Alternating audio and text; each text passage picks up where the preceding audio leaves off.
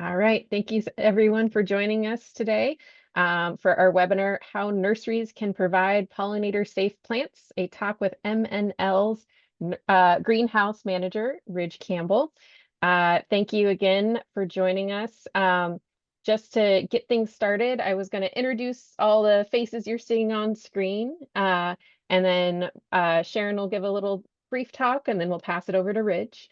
But I'll kick things off. I am Laura Rost. I am the National Coordinator of Bee City USA and Bee Campus USA for the Xerces Society. And I'll pass it over to Carly. Hey everyone, I'm Carly Hirschman and I'm the Community Engagement Assistant. So I split my time between our volunteer ambassador program that do outreach events and presentations, and then with Bee City USA and Laura and helping the affiliate. So thank you so much for joining today. Thank you. All right, Matthew. Yeah, hi everybody. My name is Matthew Shepherd. I am the Director of Outreach and Education at the Xerces Society. I'm just here to support people, really. I don't have any other role than that today. Answer any questions as needed. So I'll probably just turn my camera off and lurk in the background. So thank you so much for being here, everybody. Yes, thank you. All right, and Sharon.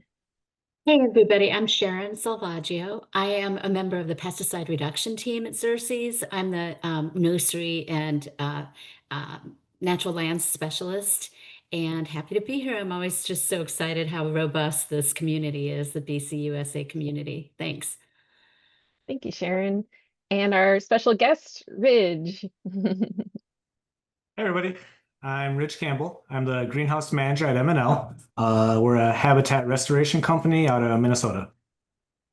Great. All right. And with that, I will pass it over to Sharon to kind of give a brief intro as to why we're doing this today. Okay, I'm showing my screen and gonna go to full screen here. And is this working for you all? It looks good on my end. How about on yours? Yes. Okay. So again, thanks a lot, Laura, Carly, Ridge, for agreeing to collaborate today on this great little webinar. I'm really excited to have Ridge talking about their experience. But let me give you just a little bit of background about why we're doing this. We have recognized, as probably a lot of you have too, that consumers are starting to really ask for a lot of pollinators plants, and this is happening nationwide. We have more than a quarter of the American public now buying plants that are pollinator plants or beneficial for other wildlife. You may have heard of the National Wildlife Federation that started the Million Pollinator Garden Challenge a number of years ago. They reached their million garden goal in 3 years, which is pretty astounding. And it's not just home gardeners, it's also they're wrapping in their designers and landscape architects to help with this. So we're seeing this play out at multiple scales. It's not just though that consumers want the plants that will bring in the pollinators, they also want sustainably produced plants, and they're willing to pay for it, especially those who buy more plants. And an analysis of how much more they're willing to pay, there was a study that found that in 2025 dollars, consumers are willing to pay about $1.50 more per plant for bee-friendly production methods. And this was the most popular and highest ranking in terms of additional dollars that consumers are willing to pay of all the sustainable methods that they surveyed. So, this means that we really do need increased supplies of pollinator-safe and pollinator-attractive native plants. And so whoops, excuse me, did I stop sharing? Okay. Nope, you're good. Oh, okay. I'm not seeing my screen right now. I clicked something. There we go. Sorry about that. You have to be really careful on a Zoom call not to randomly click on things. But essentially, Xerces has been in this ourselves because since 2019, we have been providing people in multiple regions of the United States with our plants through our Habitat Kit program. And recently, we surpassed the level of providing about 500,000 plants out to the public, free plants. We're working with a variety of nurseries in order to supply those, and it's just growing.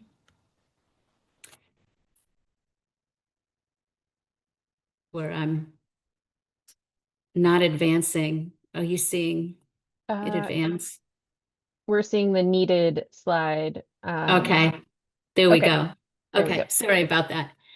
So when we look at those elements, I want to speak just briefly to one part of the solution, which is the pollinator-safe aspect. We decided, since we're buying so many plants, we decided a few years ago to prioritize plant purchases from nurseries with strong IPM practices, those integrated pest management practices that nurseries have been practicing for a long time, along with other portions of, the agricultural community. So in 2020, we put together this fact sheet to help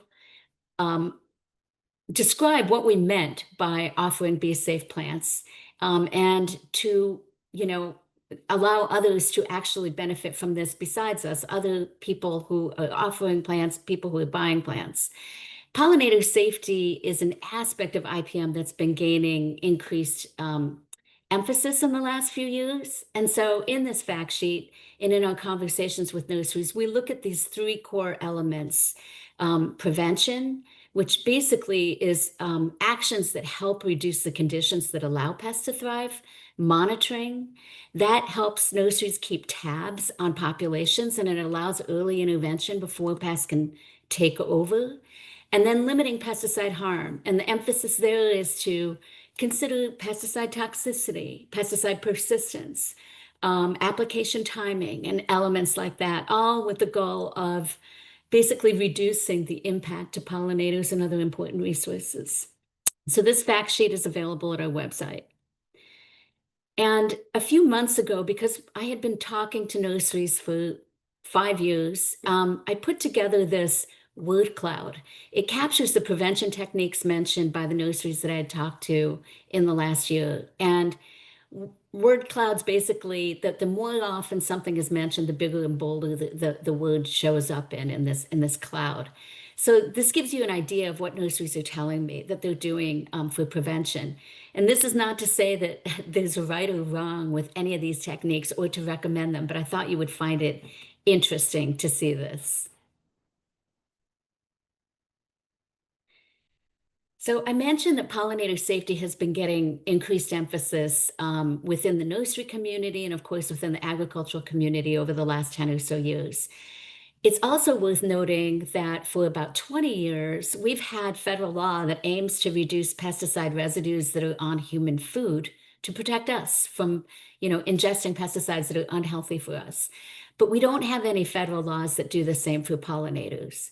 And so to provide more explicit information on the risks of certain active ingredients as guidance for nurseries, we recently released another fact sheet in our Pollinator-Safe series. It's called Supplying Pollinator-Safe Nursery Plants, Avoiding Hidden Risks. And Laura or Carly, if you have the link, it would be great to put it in the chat. You can also find it at our publications page on our website. But this fact sheet provides guidance on which pesticides to avoid altogether and which to avoid 2 weeks prior to sale in order to protect both bees and butterflies as those plants make their way into customer gardens and restoration spaces. In other words, we're really thinking about what kind of residues are going to be present on the plants once they're in the home setting or they're in a restoration space. Because we want you to know that these plants are going to be safe once they're out there planted in the world and providing the habitat that you're seeking. So Xerces has been asking the nurseries that we contract grow with to abide by these specifications. And we put out this fact sheet because if you're on the call as a nursery that we're not working with right now, or as a plant buyer, or as a restorationist, or as a BC USA affiliate looking to expand the pollinator-safe plant availability for your city or your campus, I encourage you to look at this and consider it for your own adoption as you work with your nurseries and you're compiling your plant lists and things that you want. Consider talking to your nurseries about adopting these specifications as well. I'm happy to chat with anyone afterward about more details. You can reach me by phone or email. Just call the Xerces office at 503-232-6639. If you need to get a hold of me, they can let me know or give you my email. So Are these pesticide limitations working for the nurseries? I've been gathering feedback from nurseries this year to find that out, and we decided to offer this webinar where you can hear directly from one of our contract grow nurseries, MNL, Rich Campbell, the greenhouse manager, about their experience growing under these specifications. So with that, I'll pass it on to Ridge, and thank you so much. Thank you, Sharon. I am going to attempt to share my screen. How does this work? Is this looking good? We're not seeing it yet. Did you hit the share after you selected the full screen?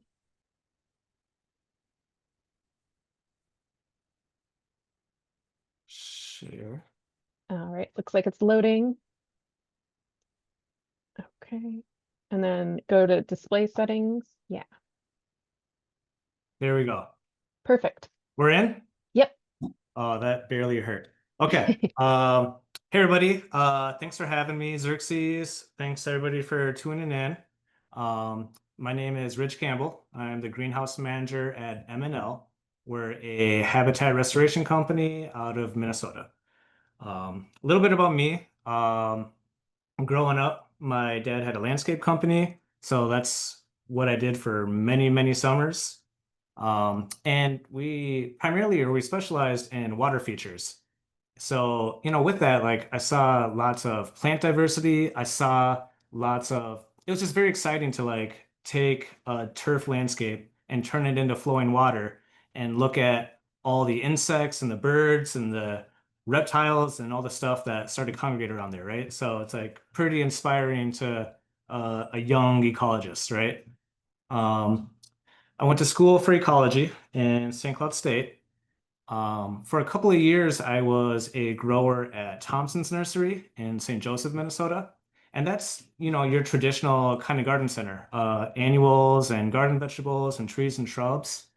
And kind of your traditional like greenhouse problems too, in terms of pests and the sort of tools I use to mitigate them and all that, right? Um, I did a little bit of time at a wildfire academy. I did a little bit of studying in wetland delineation. When I started with MNL, I was just in the landscape stewardship division. So I was out in the field looking at native plants in the landscapes and familiarizing myself and starting to realize that so many of these native plants, I was familiar with their parallel cultivar, from my previous landscaper experience or my garden center experience, right? And something like 8 years ago, I became the greenhouse manager here. And it's all kind of been full circle, and all the things I've learned and done keep popping up in life. And here I am, giving this presentation. So a little bit about MNL. Like I said, we're a habitat restoration company and part and all that. And we're kind of like full scope. So we have services divisions that do all sorts of construction related stuff, trout brooks and shorelines, tons of work under solar panels, plant and prairie. We have a grazing division that, grazes those properties. I used to work with vegetation management. Red Rock Fire is a very big part of what we do, prescribe burns to, control the habitat and promote positive growth and all that. So there's that angle of the company. And then there's what we do here in products. So we're producing native seed and native live plants. And what I mean by native, local ecotype, we could identify the county of origin for anything we're growing. All these fields started as just handfuls of seed collected from some of the very few remaining remnant populations of prairie and wetland and all that, right? And yeah, in terms of native plants, I am doing my best to run the greenhouse side of it. This is just an aerial view of our farm. So I'm currently working out of 6 greenhouses, 6 hoop houses. It's about 27 square feet. That can be really big in some context and really small in some context. There's so many different size greenhouse operations and all that. It's about 1.5 acres of outdoor production space. We're building 2 more greenhouses like in a month. It's happening, needs to happen because a lot of people like what we're doing, and that's super good for the world. And outside of the main nursery, you can see all these fields where it's row crops. And this is all native plant production. So instead of rows of corn and soy, it's little blue stem and butterfly milkweed. And there's combines and tractors, and it's a whole farm, but it's native perennials is what we're doing. We're growing about 200 species in the greenhouse. I think we're on track to produce about 1.1 million plants before the end of this year.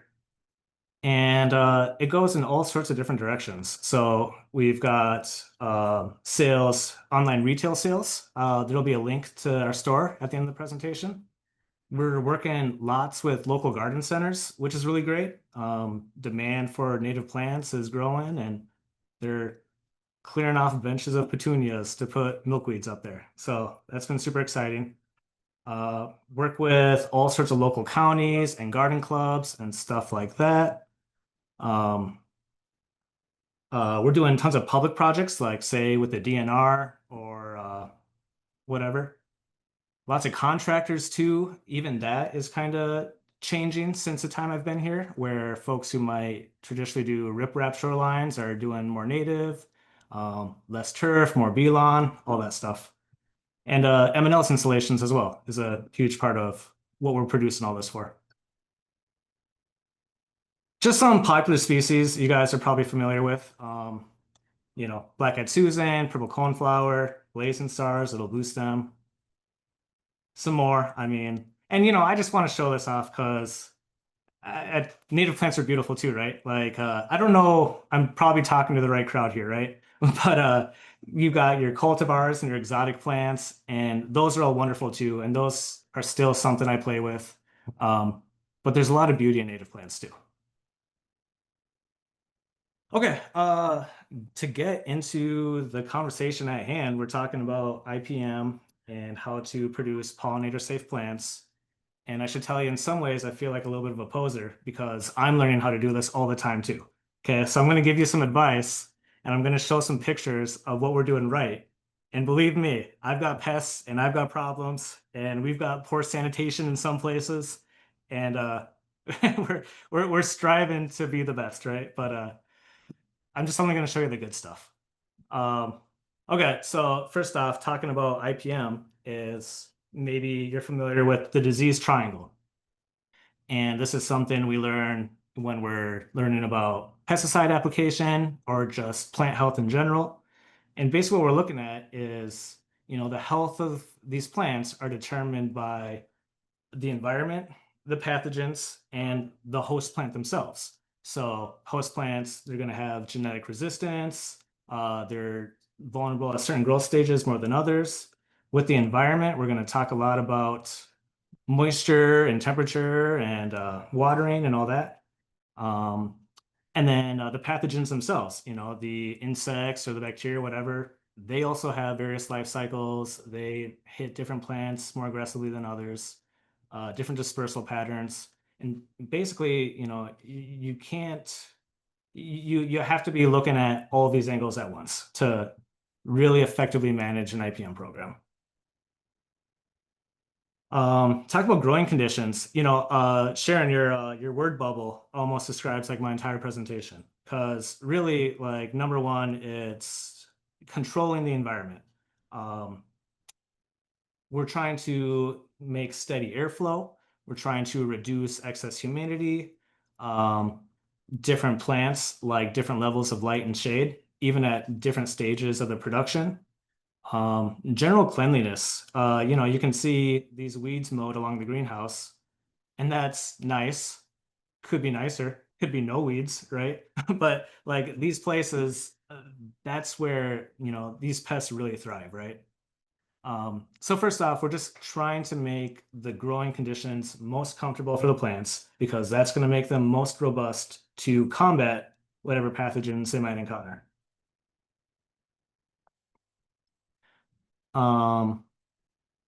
talking about nutrients, we do use a little bit of fertilizer here in house, which some native producers use, some don't. A lot of what I do, I kind of mimic what I've known from producing perennials in a more traditional sense. In part, we use this acid special, for example.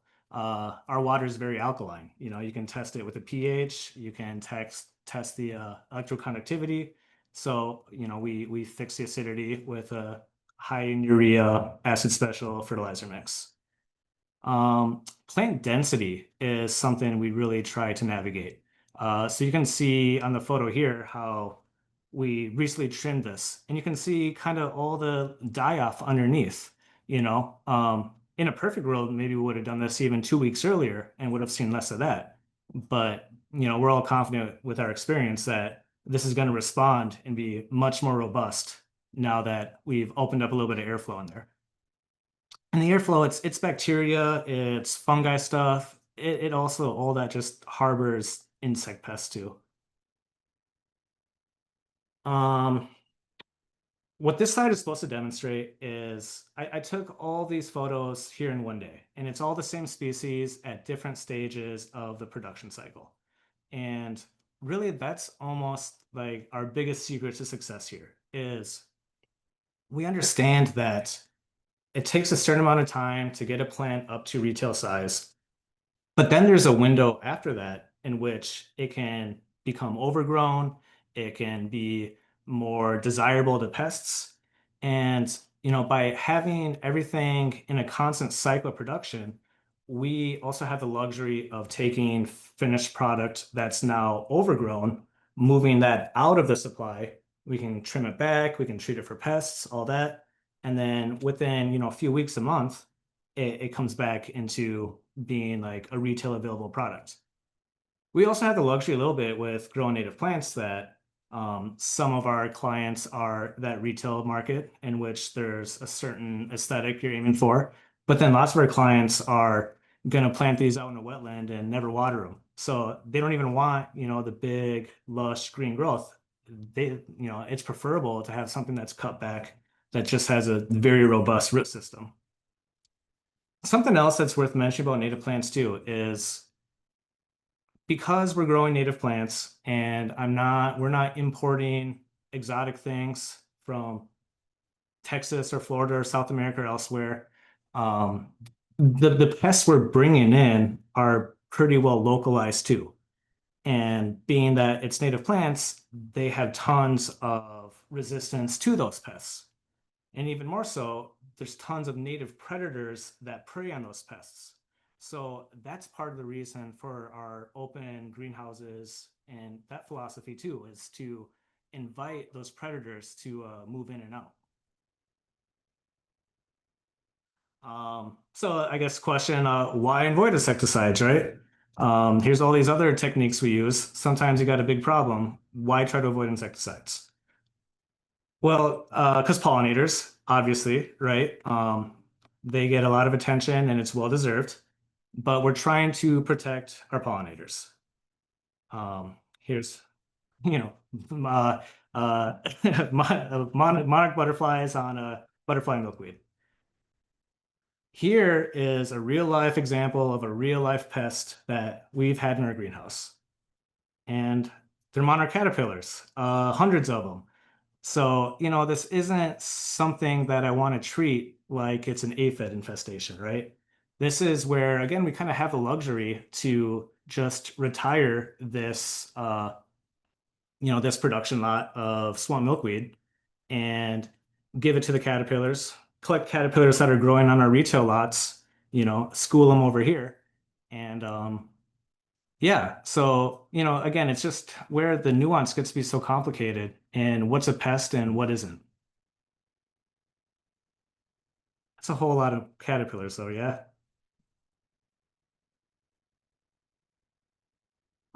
Here's a real life pest. I took these photos. This is American painted lady caterpillars on our prairie pussy toes. So, you see caterpillars eating the leaves. You usually see their leavings before you see the caterpillars.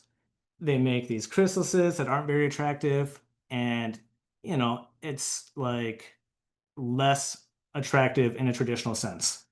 But this isn't a pest. This is like the whole point. We're growing this plant to attract these creatures, right? And I want to talk a little bit more about just like broader pests. So, for us, it gets to be even more nuanced in that we're not just out there to promote pollinators. The plants we're introducing into the ecosystem are the base level of a whole food chain, right?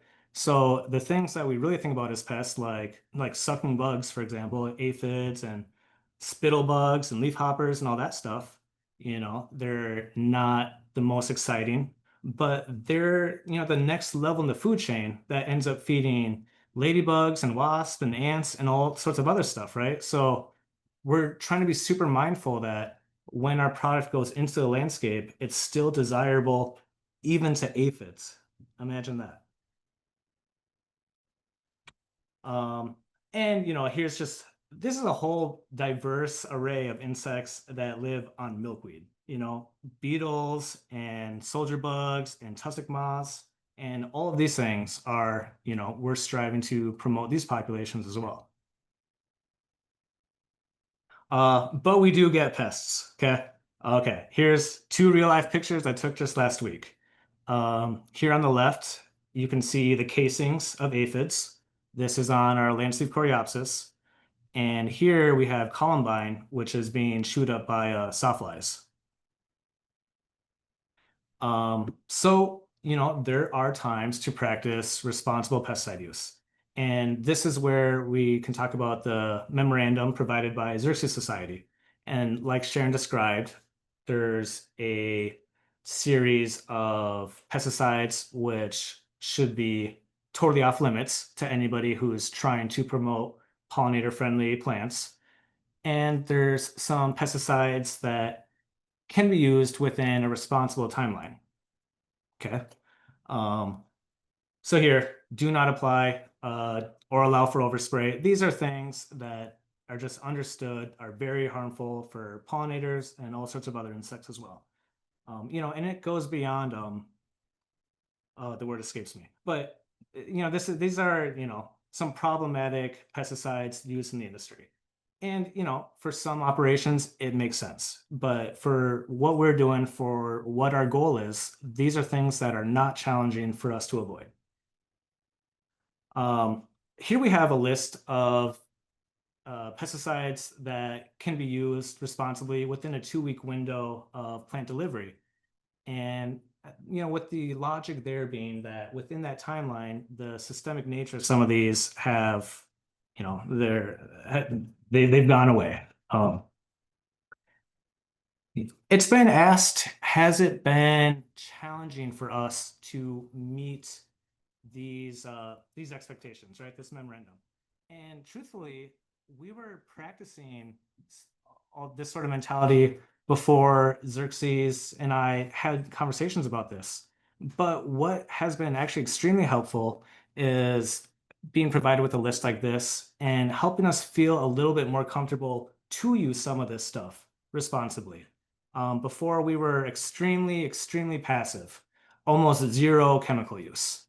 And there's a monetary cost for that. I think even worse than that, though, there's it's really unfortunate not having the product that's desired because you have a pest at the time.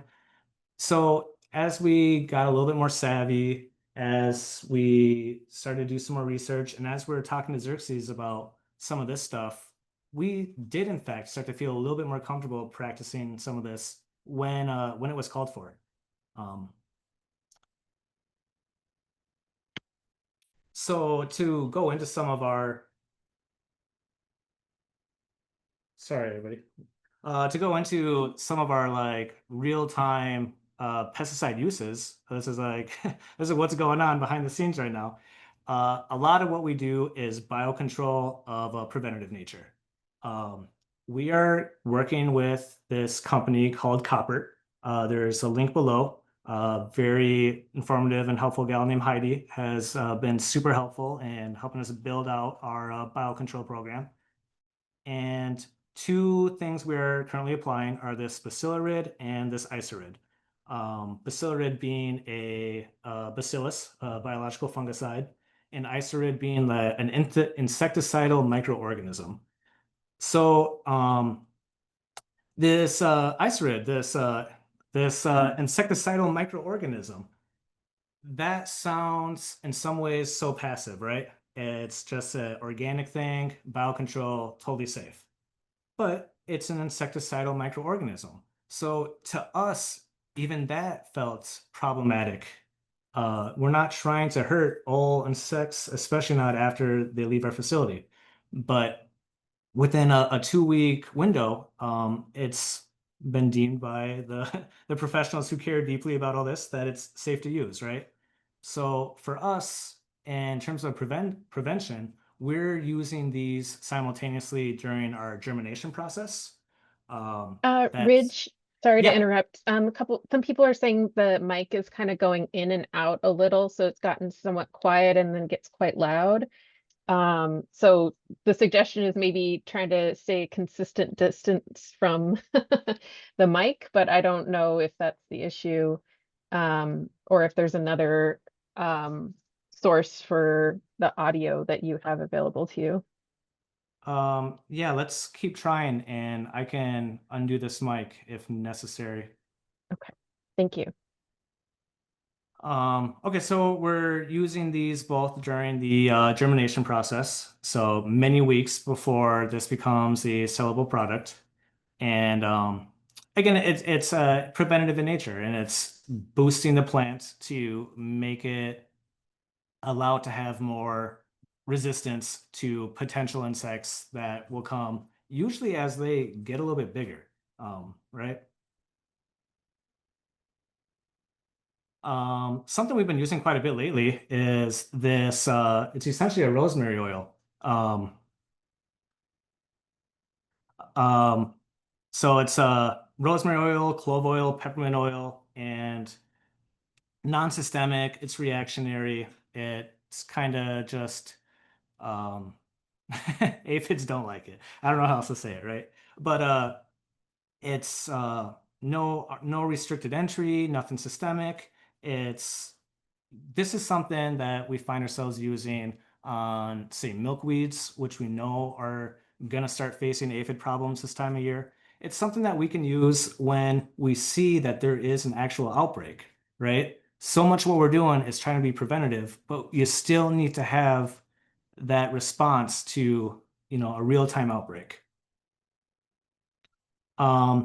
This is kind of funny. So I just put this slide in. We recently purchased this stick coat to address a specific aphid problem, and we hadn't actually applied it yet because we just found a very vibrant population of lady beetles already doing the work for us. So we moved the product outside. Predator insects are taking charge of the situation, and yeah.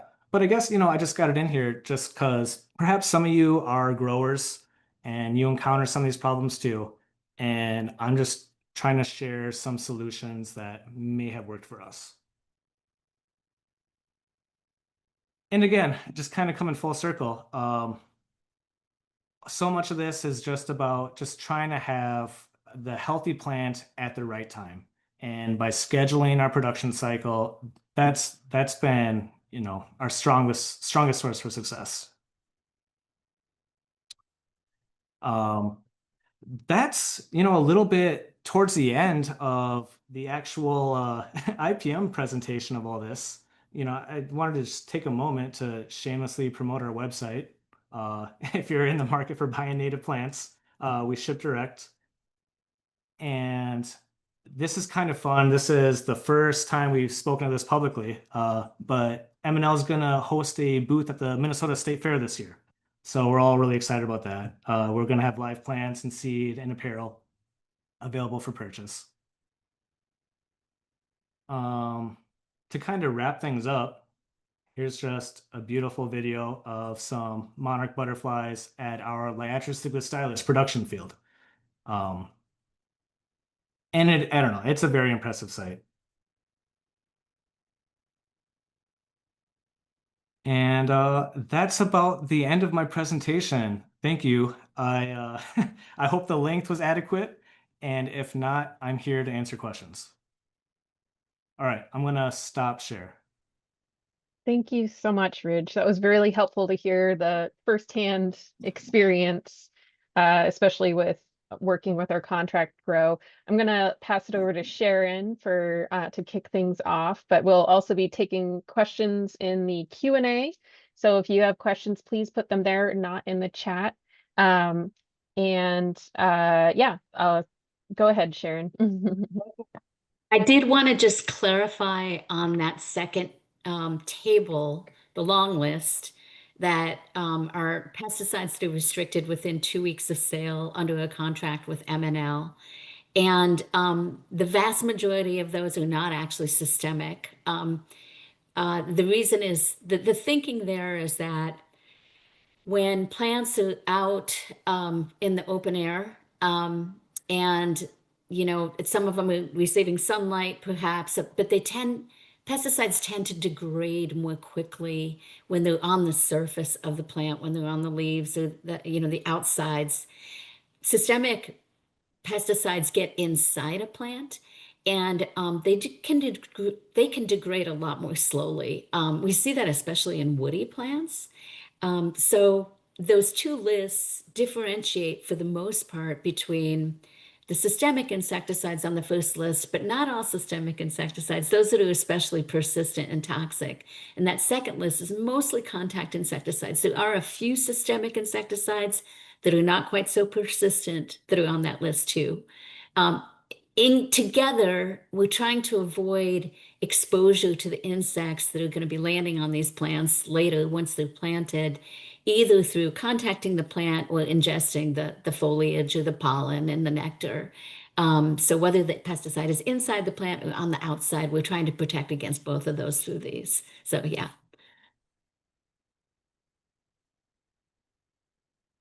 All right, great. Thank you for the clarification, Sharon. Really appreciate it. I'm going to start going to questions from the audience here. And Ridge, Sharon, or Matthew, you're all welcome to chime in on these, or Laura. The first one from Russ is, are you using biological controls such as predators? Or are you just relying on native predators to show up and do the work? Great question. We talk about introducing predators all the time. It sounds super fun. Sometimes I'm skeptical about how effective it's going to be, mostly because the way we run our operation is so open. We do have a really healthy population of natural predators, so that's been nice. And I think all of us are just curious and excited enough to experiment with some of these biocontrol predators that it's bound to happen at some point or another. When and if it does, I can give you an update on the success.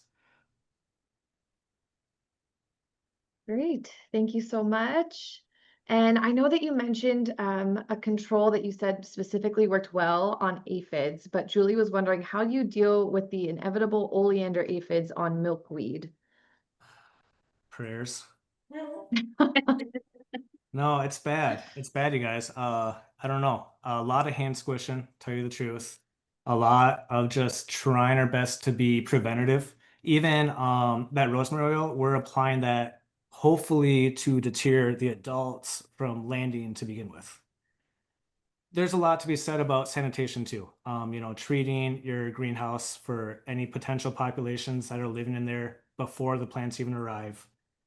But I've been asking everybody I know if there's a fix for these oleanders, and you tell me if you figure it out. It's a tough one. Annalise is wondering what the process is for getting the plants from the production field to where they will be sold. Do you put them into pots? Oh yeah, that's a good question. And maybe I didn't cover this enough. The plants in the production field, those are for seed production exclusively. The plants we're growing in the greenhouse, those are germinated on site. So then we're germinating, sizing them up, and that becomes the finished product. But the seed we're using is primarily from our production fields. Great, thank you so much for clarifying. And this next one might be more for Sharon or Matthew, but Carrie's wondering, is there work being done to get a certification that buyers can know that their plants are grown using these specific standards? That's a good question. It's something we've been talking about internally. At this point, the short answer is no. We recognize that there is a lot of demand for that. And, you know, wow, I could say a lot about this. I would love to see a certification system that encompasses this and other aspects of pollinator safe and pollinator friendly nursery production. But right now, we're just not there. And I had a couple of follow-up questions to that. Does Xerces publish those growers anywhere, or would they get that information for pollinator friendly practices? We don't know. I think that, as we continue to work with growers and find out how it's working for them, and if we have to figure out if it's ever not working, if we need to make any changes, that's one of the things that I do is go back and talk to the nurseries afterwards. But we do try to feature nurseries on our webinars because I think that for all of us, it's better to get the information from the horse's mouth. Like, I'm more of a pesticide specialist. I can provide information about pesticide risk and toxicity, but if you are a grower or you're working directly with growers and you're asking for, a shift in their practices, they want to know from another grower, like who's tried it, whether it's working for them. And that's why we invited Ridge, we've invited, a couple of other nurseries, and we hope to continue to do that. So keep an eye on the webinar schedule, and you should be able to see more in the future. And yeah. All right, thank you, Sharon. And I think this follow-up one from Russ is also probably for you. Are the translaminar pesticides as bad as the systemic ones? Oh, I'm sorry. Was that for me, Carly? Yeah, are the translaminar pesticides as bad as the systemic ones? Oh, okay. Well, bad being, like, how do we define that? What we know about translaminar pesticides is that they generally will just move, across the leaf. They don't move fully inside the plant, which means that they're not getting transported perhaps into pollen and nectar. If you're applying the pesticide before the plant actually flowers, you are then wondering is if it's systemic, if it's going to get into pollen and nectar, which is important to bees. But of course, leaves are important to butterflies, as the caterpillars chew on those. So it's a little bit of a subjective question, but we began this work back in 2020 looking at systemic insecticides. And there's a lot of translaminar fungicides in particular that are out on the market. We used that source of systemic insecticides as this fact sheet came into being. We relied on that quite a lot, but we didn't go and kind of redo our analysis to include all those translaminar pesticides, which does include a whole lot of fungicides. I feel like I'm babbling and not really making clear sense, but I guess I could say that we have not yet compiled a comprehensive list of translaminar fungicides and insecticides and really analyze that for risk. And maybe that is a step to do next. I also just want to say that these lists that Ridge is growing by and that we're distributing through this fact sheet, it's not a perfect product. We're probably missing some things. And maybe in some cases we are being overly protective in some ways, but it's sort of the best we could do based upon published credible information sources. So we really pulled this information together from already published sources and sort of analyzed it, like how can we best protect pollinators, within a short period after sale. We're not saying, because if you know pesticides and you look at this list, that 2-week list includes some highly toxic insecticides that could be dangerous to pollinators that are actually visiting the fields. We're not focused through this work on completely erasing that risk. What we are trying to do is make sure once those plants are in the hands of the customers who are trying to use these plants to create habitat, that they're safe at that point. So that's kind of the focus of this. Great. Thank you so much for that clarification, Sharon. I like that you said it's kind of a subjective question, because I feel as though a lot of the questions we get are dependent on a number of factors. And there's another one from Judy here that I feel might be kind of the same case. She was wondering, if there are any specialist bee species and their native plant species counterparts that are really proven to be the most beneficial. And I know that's really hard to put a gauge on, but maybe if there's some that you or Ridge know of that you want to highlight to folks, or even any native pollinator species, not necessarily specialist bees. I'll just invite Matthew into this as well. I think Ridge and Matthew would be better, and maybe Carly and Laura as well. You guys might have a better way of answering this than I do. Yeah, is this the first question from Judy? Yes. Yeah, the scientifically based tables of specialist bees.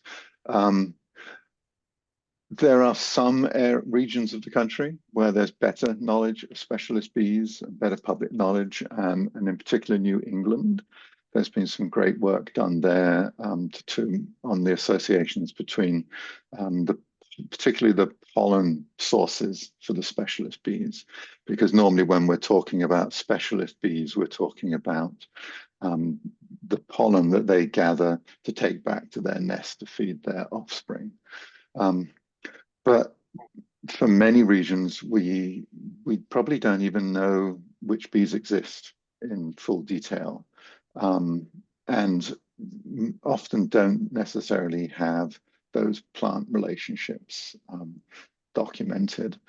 So for New England, I know there are sources. In fact, it's Cornell University that has put out a good guide to gardening for spring emerging specialist bees in the New York State and New England area.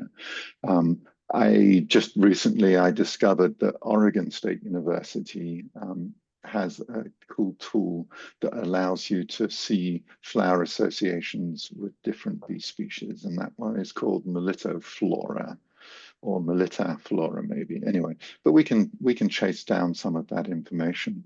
But underlying, unfortunately, there isn't a really great single source to turn to for this kind of information.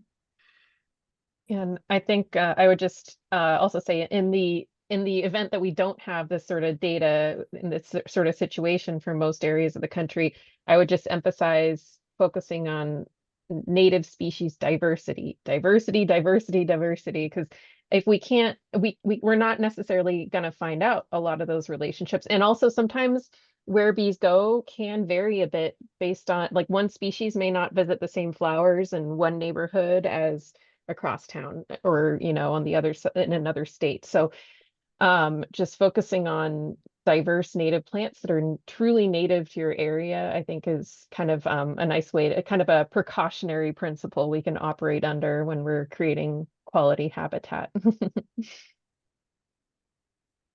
Thank you, Matthew and Laura. And I also just wanted to say you can try to find some local organizations that might have specifically local. Nicole put in the chat that UMass Amherst has put out a list of all Connecticut specialist bees and their associated pollen hosts. So for your area, there might be some more data that's been collected or some more information available. Yeah. I'm going to... I was just going to say, it's the work of Jared Fowler that's been particularly significant for understanding specialist bees in New England. I'm not sure whether that's what UMass and Amherst has put out, but. Great. Thank you, Matthew. I'm going to turn it back over to some questions specifically for our guest Ridge here. Michaela said, you mentioned using seed from remnant populations of native forbs and grasses. How often are you collecting new seed to introduce in your fields and greenhouses? Yeah, that's a good question. I guess I don't know if I could say how often, but what I can say is when we're establishing a field, there's, a threshold that we need to meet in which we're collecting from so many different plants that there's enough of a genetic diversity there that we're not going to encounter. You don't want to like accidentally make a cultivar, right? Um, so there's that. And then there's also, as we have the opportunity to expand, we start looking at collecting seed sources from other regions, Minnesota or outwards, to try to have more localized ecotypes depending on whatever the project calls for. Great. Thank you, Ridge. And a more general question, do you have any advice for getting into the business of native plant landscaping? Yeah, probably. Okay. Here, I'm just gonna rattle a bunch of stuff at you. Okay. When you're thinking about native plant landscaping, I think it's advisable to consider plant succession. Okay. So you have your black-eyed Susans and your Monardas and your common milkweeds and these plants that if they weren't native, you'd call them a weed, right? And what I mean is they're quick establishing, they're aggressive, they'll suppress the undesirable plants, right? So some of that stuff you might consider introducing from seed. There's other plants that take so many years of stratification or just so much time in the ecosystem to establish themselves that you might consider using live plants in that case. When you're doing a native plant landscape, you can look at it from a couple of schools of thought. You could approach it like a traditional sort of landscape with even spacing and, you could integrate it with non-native plants. That's not, illegal. Okay. Right. Or, you can say, this is my native plant garden. And you're going to treat it differently than your mulched garden bed. You might let it fill out. You might let it, plants are going to move around. You're not going to be able to control them like you can your traditional garden. But I guess with native plants, I think it's good to get away from our traditional gardening thinking where you're looking at individual plants and now you're looking at like the collection of the plants. You'll want to plan for different bloom times, ideally multiple different colors during different bloom times. Planting in clusters is really good, both aesthetically and it attracts pollinators more successfully. I think it's best when it's like 80% grass. It just looks nice in the wind. It adds structure to like physically hold the big heavy forbs up. It adds some what's the word? Cohesiveness to the whole landscape, right? And I don't know, I think just like any landscape, I think people get hesitant about native plants because it's going to look messy and it doesn't have to. That's what I say. You can mow your edges, you can have pathways going through it. You don't have to just give the whole space to native plants and then never tread through it, right? So, um, those are some suggestions. I don't know. Like I said, I do still garden vegetables. I like peonies. Okay. Non-native plant, right? I still practice that sort of landscaping too. It's just, I think we're coming to understand what we're missing by not having native plants in our landscape. Great. Thank you so much, Ridge. That was a lot of great suggestions. Go ahead, Laura. Yeah, I was just gonna say we're getting close to the top of the hour and we can keep going with questions for if you're okay with it for about a half hour, up to a half hour, if that works for you. I unfortunately do have to run. Oh, okay. You know how it is, like Matthew Yeah. said. Okay, But well, I'd we like to do can, this again sometime. yes, thank you so much. And is there an email people can reach you at if they would like to follow up on anything? Yeah, sure, that'd be great. I'm ridge.campbell@mnlcorp.com. And if you go on our website, there's a chat bubble, and it's not AI. It's a very nice gal named Bree, and she's super responsive too. So I would definitely suggest that.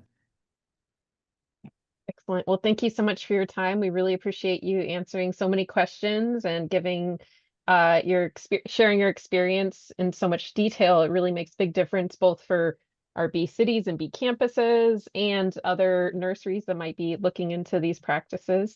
Sharon, do you have any words you'd like to share? Yeah, Ridge, thank you so much. It was so great to have you on. I'm really appreciative that you're a partner of ours, supplying all these plants, and that you're a good communicator and can really convey what it means to be a native plant nursery, really trying to do the best for the environment. It's really great. I just wanted to answer one question. Someone had asked if the supplying pollinator-safe nursery plants could be emailed, and we can do that afterwards. It also is in the chat, was posted pretty early, and if you came on after that, you might not have seen it, but we can send it as a follow-up to the webinar to everybody who registered. Yes, and this webinar will be recorded, as we said earlier, and will be on our YouTube channel, the Xerces Society's YouTube channel on the Bee City USA playlist. Give Carly a few days to get that going, but it will also be on the Bee City e-newsletter in August as well. And yeah, thank you so much, everyone, for your time. Any final thoughts, Ridge? Just keep up the native planting, guys. Have fun with it, experiment a little, have some patience, buy more plants, Hey, if they don't work, try again, right? It's great, great advice. Thank you. All right. Well, thank you, everyone.